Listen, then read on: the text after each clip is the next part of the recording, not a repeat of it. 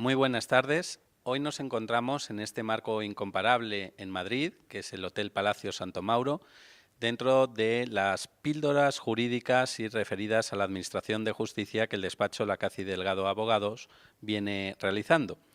En esta ocasión tenemos el honor de entrevistar al magistrado Manuel Jaén Vallejo, que es candidato a vocal del Consejo General del Poder Judicial, que además viene avalado por la Asociación Judicial Francisco de Vitoria. Adriana, si te parece, haces una presentación de Manuel y a partir de ahí retomamos para comenzar con la entrevista. Muy bien, muchas gracias, Carlos. Manuel Jaén es un jurista de reconocido prestigio, tanto en España como en Iberoamérica, doctor en Derecho por la Universidad Autónoma de Madrid, profesor titular de Derecho Penal y magistrado número 1 en su promoción. Ha servido destinos judiciales en la Audiencia Provincial de Girona, en el Juzgado de Instrucción número 1 en Marbella y actualmente en el Juzgado de lo Penal número 4 de Getafe, Madrid. Y ha impartido docencia en ECEU de Madrid, Colegio Universitario Domingo de Soto de Segovia, Universidad Complutense y Universidad de Las Palmas de Gran Canaria. También ha prestado servicio como letrado en el Gabinete Técnico del Tribunal Supremo y como asesor, formando parte de la planta judicial en el Ministerio de Justicia. Ha llevado a cabo una importante labor investigadora, con cerca de 40 libros en su haber sobre cuestiones referidas tanto al derecho constitucional como al derecho penal y procesal penal, y más de 300 artículos publicados en revistas jurídicas especializadas de numerosos países. Bien, muchas gracias, Adriana. Vamos a dar paso a lo que es la entrevista, donde vamos a debatir diferentes cuestiones o se van a tratar diferentes cuestiones, como son el papel que ha de desempeñar precisamente el órgano al que Manuel se va a presentar, que es el Poder Judicial, y qué papel dentro de la Constitución tiene este órgano como dentro del Estado Democrático de Derecho. También vamos a hablar sobre las políticas judiciales y sobre el papel que la Administración de Justicia pues debe desempeñar en la sociedad. Así pues, yo creo que son todas ellas cuestiones de suficiente importancia y empezamos ya con la entrevista donde Adriana pues va a comenzar. Comienzo. ¿Qué le ha llevado a presentar su candidatura como vocal del Consejo General del Poder Judicial? Bueno, yo diría que después de 40 años de dedicación al derecho, he creído que era el momento idóneo para prestar mi servicio, mi experiencia, mi trabajo en esta nueva etapa que se abre con el próximo Consejo General del Poder Judicial, a partir de diciembre de este año. Un Poder Judicial, yo diría, independiente, un Poder Judicial fuerte, eficaz, imparcial, es la mayor garantía del Estado democrático de derecho y precisamente el órgano constitucional encargado de velar por todo ello es el Consejo General del Poder Judicial. Por consiguiente, pues para cualquier juez formar parte del Consejo es una satisfacción y un orgullo. Tiene usted el aval de la Asociación de Jueces Francisco de Vitoria. ¿Qué nos puede decir de esta asociación? Bueno, todo lo que puedo decir de esta asociación es altamente positivo, satisfactorio. La verdad es que es una asociación muy comprometida con la mejora de la justicia, con la mejora del servicio de la Administración de Justicia a los ciudadanos. Es una asociación también muy celosa por salvaguardar la independencia de los jueces y además las reuniones que tenemos anualmente son reuniones que tienen un carácter asambleario, en donde cualquier asociado, somos casi 1000 asociados, puede plantear con total y absoluta libertad cualquier inquietud y cualquier interés para el debate. Además, últimamente se preocupa mucho, y es algo que a mí me interesa como profesor de universidad, por aquellas actividades formativas y de debate a las que se les está dando mucha importancia. Muy bien. La Constitución se refiere al Consejo General del Poder Judicial como órgano de gobierno del Poder Judicial. ¿Cómo debe gobernarse el Poder Judicial? Yo diría que no es muy afortunada la Constitución cuando habla del gobierno del Poder Judicial. Y la razón es muy clara. Al Poder Judicial solo le gobierna la ley. Es decir, no se puede entender el gobierno del Poder Judicial como si en el sentido de que los jueces estuvieran sometidos a una autoridad en el ámbito del ejercicio de la potestad jurisdiccional. Los jueces estamos sometidos única y exclusivamente al ejercicio, y a la aplicación de la ley. Otra cosa, naturalmente, es que el Poder Judicial, el Consejo General del Poder Judicial, deba prestar en las mejores condiciones posibles todo aquello que tenga que ver con la Administración de Justicia, es decir, con la administración y organización del servicio que prestan los jueces y magistrados, ¿no? Y entonces ahí, bueno, pues todo lo que se refiere a los asuntos de carácter disciplinario le corresponden al Consejo General del Poder Judicial, que el servicio por parte de los jueces y magistrados se preste de la mejor manera posible, con sedes judiciales adecuadas al servicio que se presta. Todo lo que se refiere a los nombramientos, a los traslados, etcétera, son, digamos, las cuestiones en las que el Consejo General del Poder Judicial debe poner el mayor celo para que se desempeñen de la mejor manera posible.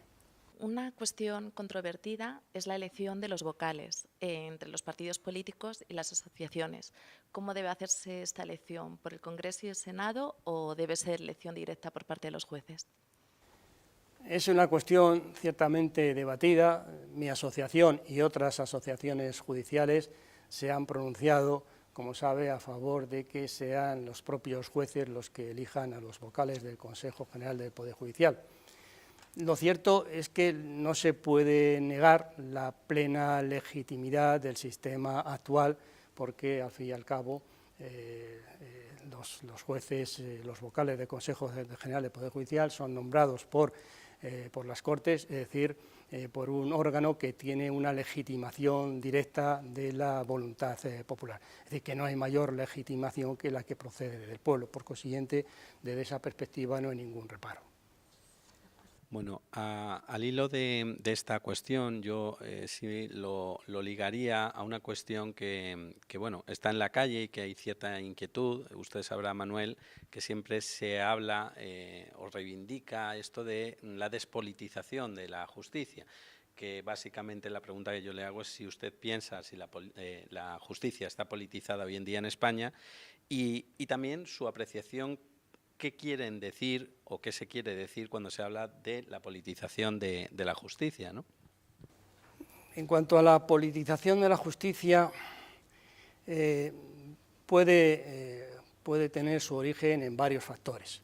Por ejemplo, puede tener su origen en los nombramientos que lleva a cabo el Consejo General del Poder Judicial de determinados cargos, y yo diría que ahí, para rebajar la presión que tiene el Consejo en esos momentos de llevar a cabo tales nombramientos, sería altamente satisfactorio, sería un sistema, a mi juicio, idóneo, que esos altos cargos que tienen que ver sobre todo con órganos de gobierno fueran elegidos directamente por los jueces. Sería el caso, por ejemplo, actualmente es el caso de los jueces decanos, que son elegidos por los jueces de su partido, y sería el caso también, por ejemplo, de los presidentes de las audiencias provinciales, sería el caso también de los futuros tribunales de instancia y de sus secciones, y sería el caso también, ¿por qué no?, de los presidentes de tribunales superiores de justicia, que podrían ser elegidos perfectamente por los jueces de ese Tribunal Superior de Justicia, ¿no? De esta manera yo creo que se reduciría bastante esa presión que recibe el Consejo General del Poder Judicial a la hora de hacer esos nombramientos. Y hay otra cuestión quizás más delicada, y que tiene su dificultad, digamos, que es la que se refiere a las resoluciones judiciales. Las resoluciones judiciales que en algunos casos se han criticado porque se dice que el juez o el tribunal, si es un órgano colegiado, en realidad, en lugar de aplicar el derecho, lo que hace es crear derecho, algo que le está vedado y que suponen una invasión del judicial en el legislativo. Ciertamente esto puede ocurrir y esto es totalmente rechazable, pero claro, no hay que olvidar que las leyes utilizan el lenguaje escrito y por consiguiente tienen su ambigüedad y que siempre hay que interpretar. Hay unos márgenes dentro de los cuales el juez se puede mover y bueno, pues hoy en día el método teleológico, la hermenéutica, tiene mucha importancia, no solamente el método gramatical o el histórico, sino que se puede buscar la finalidad de la propia ley, no de la finalidad del intérprete, porque ahí sí que estaría creando derechos, sino la finalidad de la ley, y eso es perfectamente legítimo. Pero lo que sí está claro es que los jueces no pueden hacer de legislador, y el legislador, por su parte, tiene que respetar, lo mismo que el Ejecutivo, las decisiones judiciales. Muy interesante, Manuel. En otro orden de cosas, y ya más metido en lo que son las propias preocupaciones o reivindicaciones de los propios jueces y magistrados, en los últimos años estamos asistiendo, bueno, pues a un, no sé si llamarlo clamor, pero desde luego unas reivindicaciones de las propias asociaciones de jueces en base a unas mejoras en sus propias retribuciones y de garantizar la verdadera promoción profesional, ¿no?, de la carrera judicial. No sé a este punto qué opinión tiene usted. Bueno, yo creo que muchas de esas reivindicaciones son reivindicaciones justas que hay que atender en la medida de lo posible. Hay que tener en cuenta que los jueces, los magistrados, son un poder del Estado, que tienen una plena dedicación y una alta responsabilidad, que además tienen un régimen de incompatibilidad muy severo y que incluso pues, tienen que sufrir la restricción de determinados derechos fundamentales. Por consiguiente, yo creo que es justo que tengan una retribución adecuada a esa alta responsabilidad. Perfecto. Y desde el otro lado, de las posibles sanciones disciplinarias que también bueno, pues tienen dentro del régimen sancionador los jueces, quería saber su opinión sobre si es correcto el actual sistema, ¿no?, de responsabilidad disciplinaria que actualmente existe para los jueces. Bueno, los jueces estamos sometidos, aparte al régimen disciplinario correspondiente, estamos sometidos también a un eventual delito de prevaricación judicial, que es el que entraría en consideración cuando se dictan algunas resoluciones totalmente apartadas de lo que dice y marca la ley, es decir, cuando se trata de un abuso en la aplicación de la ley, y tenemos ese régimen disciplinario, pero no en cuanto al ejercicio de la potestad jurisdiccional, que tiene que quedar al margen de toda responsabilidad y cuyas consecuencias se pueden y se deben de encauzar a través de los recursos procesales, sino que más bien ese régimen disciplinario tiene que ver con el estatuto como empleados públicos que somos, ¿no? Pero solamente en ese estricto sentido. Y yo diría además también que en cuanto al régimen disciplinario, bueno, pues tiene que aplicar siempre, igual que ocurre en cuanto a los estatutos de otros funcionarios públicos, pues principios que rigen en el ámbito sancionador, como es el caso del principio de proporcionalidad, que tiene que haber dolo, tiene que haber imprudencia, tiene que tomarse en consideración también las correspondientes pautas para graduar la sanción que en su caso sea aplicable. Incluso yo diría que sería interesante poder inaplicar la correspondiente sanción si se trata de la primera infracción, ¿no? Hemos conocido casos de expedientes disciplinarios o diligencias de información por parte del Consejo a jueces simplemente por haber entrado en determinados debates jurídicos. ¿Esto que se hace es correcto? ¿Puede un juez emitir su opinión o no puede hacerlo? Yo diría que los jueces y los magistrados tenemos, como decía antes, ciertas limitaciones en el ejercicio de derechos fundamentales. Entre esos derechos fundamentales está precisamente el derecho a la libertad de expresión, pero en el ejercicio de la función jurisdiccional como ciudadanos, naturalmente tenemos nuestra filosofía, nuestra forma de pensar, incluso nuestra propia ideología, y yo no veo ningún inconveniente para que cualquier juez pueda manifestarse y dar su opinión al respecto, que pueda opinar sobre las distintas políticas judiciales o cuál es el papel de la Administración de Justicia en la sociedad o del Consejo y de tantas otras cuestiones. Yo creo que en absoluto debe vedarse el ejercicio de la libertad de expresión en ese ámbito. Nos encontramos con un problema bastante importante, que es el de la lentitud de la justicia, ¿no? que tanto denuncia el ciudadano de a pie y muchos profesionales. ¿Se debe sancionar a los jueces o qué se puede hacer al respecto?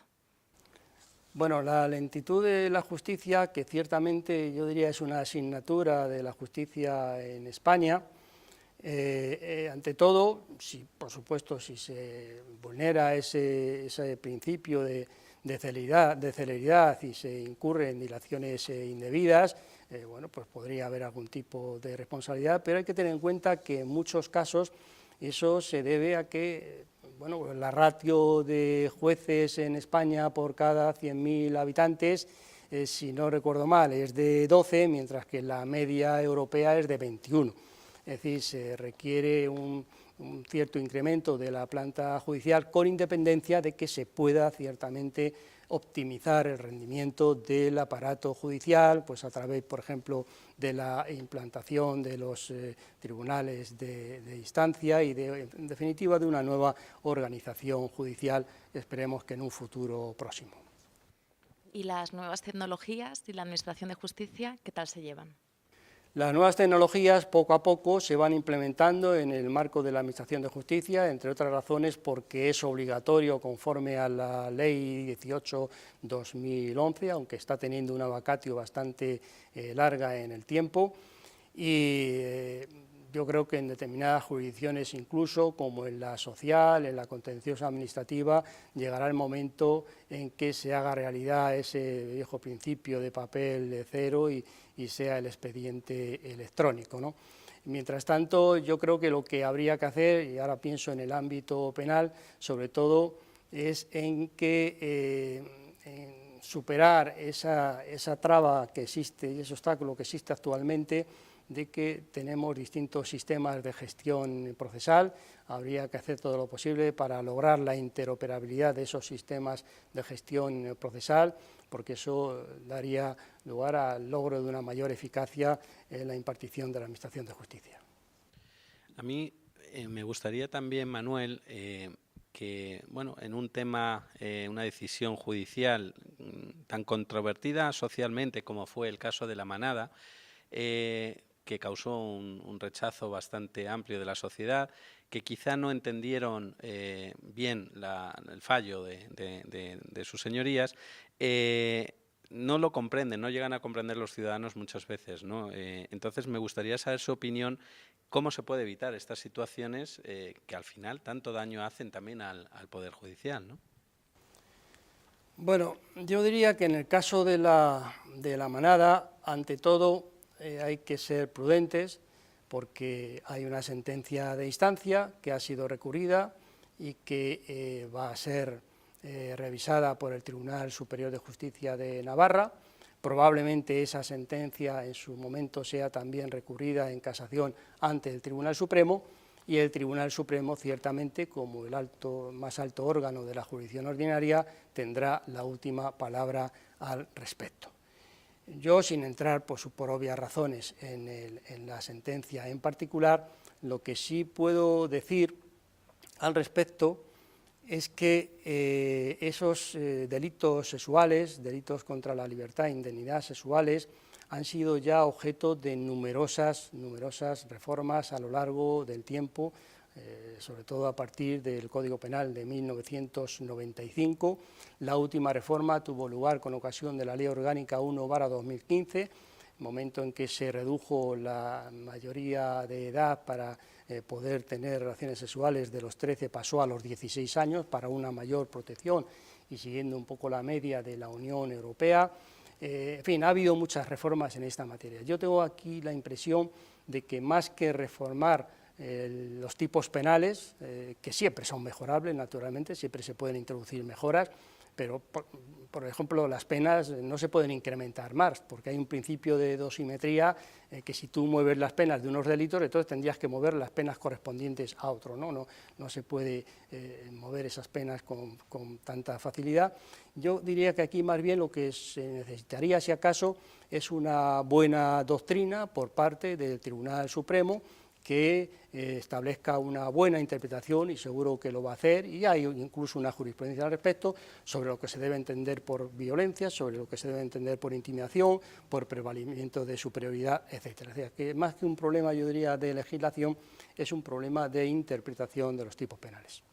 Muy bien, pasando a otro orden, nos consta que usted es un experto en derecho penal, disciplina jurídica en la que además tiene numerosas investigaciones y publicaciones, y nos gustaría hacerle algunas preguntas relacionadas con dicha materia, si le parece bien.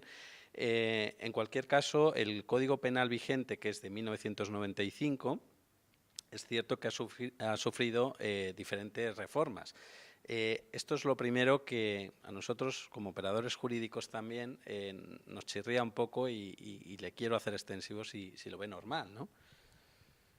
Ciertamente no es normal. No es normal que un código de 1995, como es el vigente, haya sido ya reformado creo que en 30 ocasiones, ¿no? Son muchas reformas, ¿no? Pero sí es cierto que muchas veces esas reformas obedecen a la necesidad de transposición de directivas y decisiones de la Unión Europea, y por consiguiente es que no nos queda más remedio que modificar el Código Penal, otras veces también por la necesidad de cumplir acuerdos que derivan de determinados convenios y tratados internacionales. Por ejemplo, ahora estoy pensando en el caso del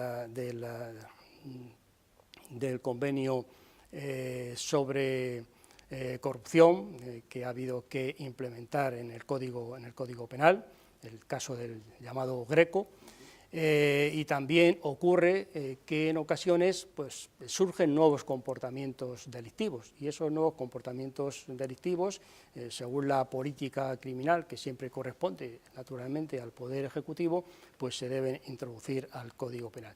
De todas maneras, son muchas, demasiadas reformas, y aquí hay que decir que, como dijera un destacado jurista cuando se aprobó el Código de 1995, dijo que era un muy buen código, sí, pero para reformar, y ciertamente el tiempo le ha dado la razón. ¿Y cuáles de estas reformas en estos 40 años de democracia son las más importantes? Bueno, esa pregunta es difícil, ¿no? Porque son muchos años, ¿no? de reformas del Código Penal, pero yo diría que quizás la reforma más importante fue la de 1983, porque fue la reforma que intentó adecuar el Código Penal a las exigencias de la Constitución que había entrado en vigor unos pocos años antes. Hubo un intento de hacer un nuevo Código Penal en 1980, creo que también en 1983, pero esos intentos fracasaron, de ahí que se hiciera una reforma del Código, que entre otras cuestiones pues introdujo, por ejemplo, dejó claro que quedaba desterrado del Código Penal la responsabilidad objetiva, que toda responsabilidad se debía basar en el dolo y la culpa, que debía darse relevancia al error por exigencia del principio de culpabilidad, etc. Luego, después de 1983, vinieron otras reformas hasta que por fin se pudo aprobar un nuevo Código Penal. Un Código Penal que es el de 1995, que es el que está ahora en vigor y que ha sido objeto de tantas reformas, algunas de ellas de mucha importancia. Por ejemplo, yo recuerdo la de 2003 sobre el cumplimiento efectivo de las penas. Otra reforma que recuerdo también importante pues fue, por supuesto, la de 2010, que introdujo la responsabilidad penal de las personas jurídicas en nuestro código, introdujo también la libertad vigilada como medida de seguridad, que se cumple, se lleva a cabo una vez que se ha cumplido la pena privativa de libertad, en aquellos delitos en los que bueno, pues puede repetir, el sujeto puede repetir otra vez el delito y entonces hay que mantener una vigilancia durante un tiempo, igual que ocurre en otros países como en Alemania. Y bueno, las dos últimas reformas también han sido muy importantes, la que reformó los delitos de terrorismo y la que reformó el Código Penal, ambas en 2015. Ahí se mejoró la responsabilidad penal de las personas jurídicas, se introdujo la prisión permanente revisable y se derogaron las faltas que hasta entonces se encontraban en el Código Penal. Una de las últimas reformas, ahora que estamos haciendo referencia a estas, se refiere a la regularización tributaria como causa de exclusión de la responsabilidad penal en los delitos fiscales. ¿Qué opinión le merece? La regularización tributaria como causa de exclusión de la responsabilidad penal, que se introdujo en 2012, si no recuerdo mal, ha sido criticada, en verdad con razón, ¿no? Con razón, porque hasta entonces la regularización tributaria se consideraba que era una excusa absolutoria y que, por consiguiente, pues no afectaba, digamos, a la ilicitud del hecho, ¿no? A la ilicitud, a la antijusticia del hecho cometido. Sin embargo, en esa reforma de 2012 se afirma que realmente la regularización tributaria neutraliza el disvalor de acción y el disvalor de resultado del sujeto. ¿Eso qué significa? Pues que lo que viene a afirmar en definitiva, lo que se viene a afirmar es que es una causa de justificación la regularización tributaria. Sin embargo, las causas de justificación no pueden ser ex post, sino que tienen que darse justo en el momento de la acción. Es decir, que dogmáticamente, desde un punto de vista dogmático, es incorrecta la solución que le ha dado el legislador a la regularización tributaria, probablemente porque lo que se quería perseguir con ello es que la persona que regulariza no quedara sometido al delito de blanqueo de capitales. Pero para llegar a esa conclusión había otras soluciones dogmáticamente mejor fundadas. Hay una materia, o más bien una inquietud social, de las que cada vez que salen encuestas que preguntan a los ciudadanos que cuál es su mayor preocupación, está siempre en el podio de las tres primeras preocupaciones. ¿Cuál es la de la corrupción? Le escuché hace poco en una conferencia que dio usted en la UNED, hace unos meses, referirse a las reformas, ¿no?, que se han realizado sobre esta materia. Pero hoy aprovecho que está usted aquí para preguntarle qué más podríamos o se podría hacer para luchar contra esta grave lacra social, ¿no? Bueno, en materia de corrupción, francamente, se han introducido muchas mejoras. Se introdujeron en 2010 y se introdujeron también en 2015. Se han implementado los convenios y tratados internacionales de lucha contra la corrupción. Se ha introducido ya en el ámbito privado la responsabilidad penal de las personas jurídicas, que obliga a implementar medidas de control precisamente para evitar que se cometan delitos en el ámbito de esas empresas. Y esas exigencias se pueden trasladar también hoy en día, gracias también a ciertas reformas que se han llevado a cabo, al ámbito, por ejemplo, de los partidos políticos y de los sindicatos. Quiero decir que, en definitiva, todos han contribuido de alguna manera a mejorar la regulación en materia de lucha contra la corrupción en el Código Penal. Eso no es óbice para que se puedan ir introduciendo en el futuro algunas otras mejoras, pero creo que lo importante ya está hecho. Usted ha participado también en el debate sobre las personas con trastornos mentales en el proceso penal. Nos consta en el despacho que también somos muy activos en este sentido. ¿Qué nos puede decir al respecto? Bueno, ahí hay una laguna que ya la denunció en su momento el Defensor del Pueblo en un informe de 1991, creo recordar, y es que en los casos en los que se produce una una sentencia condenatoria de alguna persona que sufre un trastorno psíquico, por consiguiente una persona con un déficit de culpabilidad, que es uno de los presupuestos para poder afirmar el delito y para poder imponer una pena. En esos casos no se puede imponer la medida cautelar de prisión provisional porque no está previsto actualmente en la Ley de Enjuiciamiento Criminal, y en esos casos además lo que procede es el internamiento en algún lugar adecuado para esos casos tan particulares. De manera que lo que hay que hacer es introducir una regulación, un artículo en la Ley de Enjuiciamiento Criminal que permita que, mientras que la sentencia no sea firme y se pueda aplicar la correspondiente medida de seguridad privativa de libertad, mientras que no sea firme, se pueda ingresar a esa persona en un centro adecuado para ese trastorno psíquico que sufre. Me consta además que recientemente el Tribunal Constitucional, en una sentencia de hace unos pocos meses, ha vuelto, digamos, a llamar la atención al legislador en el sentido de que cubra esa laguna. ¿Hacia dónde se dirige el derecho penal actual? Bueno, el derecho penal actual ha cambiado mucho en relación al derecho penal clásico, ¿no? Incluso en relación al derecho penal que algunos hace ya años que estudiamos, ¿no? La dogmática clásica se basa en definitiva en un delito de acción, un delito doloso y en el que se produce un resultado, caso típico del homicidio, acción, resultado, relación de causalidad. Sin embargo, hoy en día ese paradigma no es el que está más, que preocupa más, ¿no?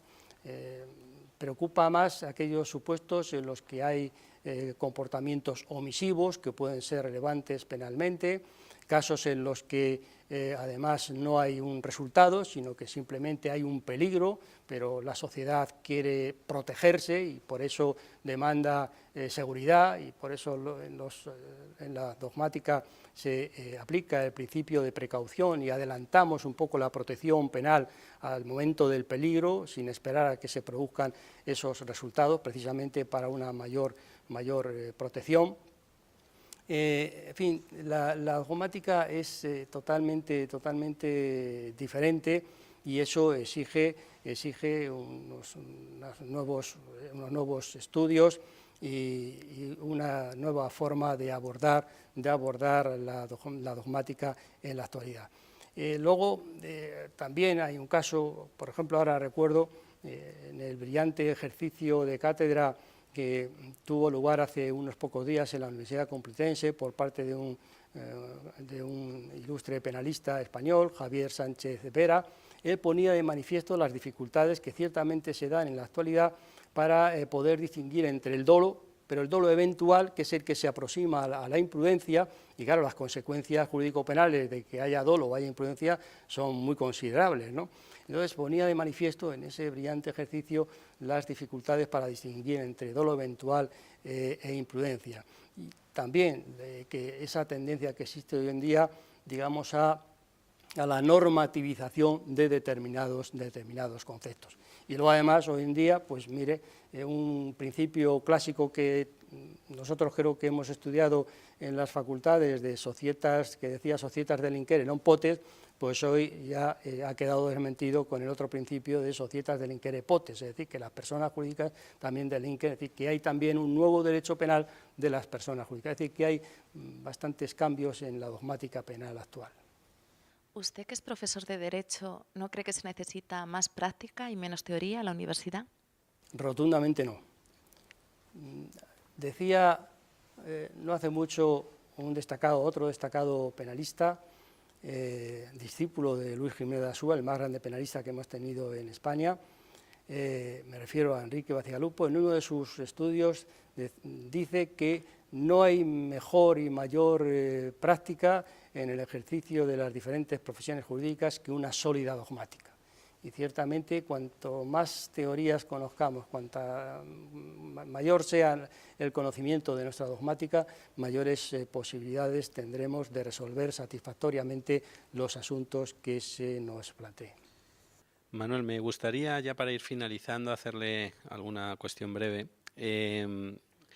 Una que está ya más en orden a nuestro sector, el de la abogacía, que como operador jurídico sí me gustaría saber qué opinión tiene usted, es decir, el papel que puede representar o que representa el abogado dentro de la Administración de Justicia, ¿no? En su opinión. No me atrevería a decir nada en contra de los abogados. No hable sin mi abogado. Yo diría que es la profesión más bella, la de abogado, porque el abogado en definitiva es el que inicia todos los procesos, es el que aconseja, es el que en definitiva proporciona de alguna manera, porque es el que inicia los procesos, que se produzca la jurisprudencia y por consiguiente mi respeto hacia la abogacía que también he ejercido en su momento es elevada, ¿no? De todos modos, tan bella como la profesión de abogado es la profesión de juez y yo diría que también la de fiscal o la de profesor.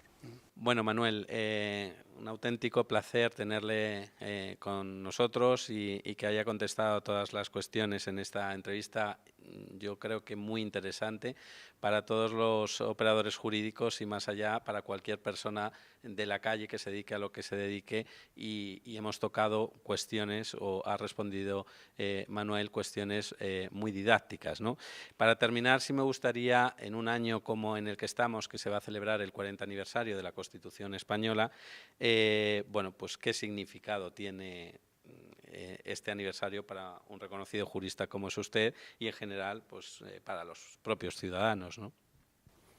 Bueno, la verdad es que el que nuestra Constitución cumpla ahora 40 años, a mí me tocó estudiar antes las leyes fundamentales y justo al final de la carrera es cuando se aprobó la Constitución. Es un motivo de enorme satisfacción y un motivo de celebración para los juristas y para todos los ciudadanos, ¿no? Tengan en cuenta que nuestra Constitución consagra el pluralismo político, que recoge en la Constitución los valores esenciales de nuestra sociedad, como la libertad, la igualdad, la justicia. En fin, es una Constitución ciertamente que nos ha dado mucho a todos los españoles y por consiguiente pues, debemos celebrar que cumpla 40 años. Precisamente por esta circunstancia, y permítame que se lo anuncie, nuestra asociación va a celebrar los próximos días 22 y 24 de octubre en el Congreso y en el Senado dos jornadas muy emotivas e interesantes, una con los algunos de los constituyentes de la Constitución en el Congreso y en el Senado pues vamos a celebrar también una jornada sobre justicia constitucional, ¿no? En definitiva, ha sido una conmemoración importantísima. Pues sin duda muy interesante esta última cuestión que nos ha referido Manuel y con este evento que yo creo que para todos los abogados, fiscales, jueces, ciudadanos de a pie, insistimos, es de plena actualidad y para darle el valor que efectivamente nosotros también como abogados sabemos que tiene la norma suprema que es la Constitución Española del 78. Manuel, estamos muy agradecidos de que nos haya concedido esta entrevista. Le deseamos, igual que al resto de candidatos al Consejo, como vocal al Consejo General del Poder Judicial, pues mucha suerte. La suerte en este caso es porque estamos hablando de lo que al inicio dijimos, que es un órgano clave dentro de las instituciones democráticas en España y, por tanto, se necesitan a gente pues, que sepa llevar ese barco con lo mejor que tenga y me consta que usted es uno de ellos. Así que mucha suerte. Gracias. Mucha suerte, muchísimas gracias. Muchas gracias.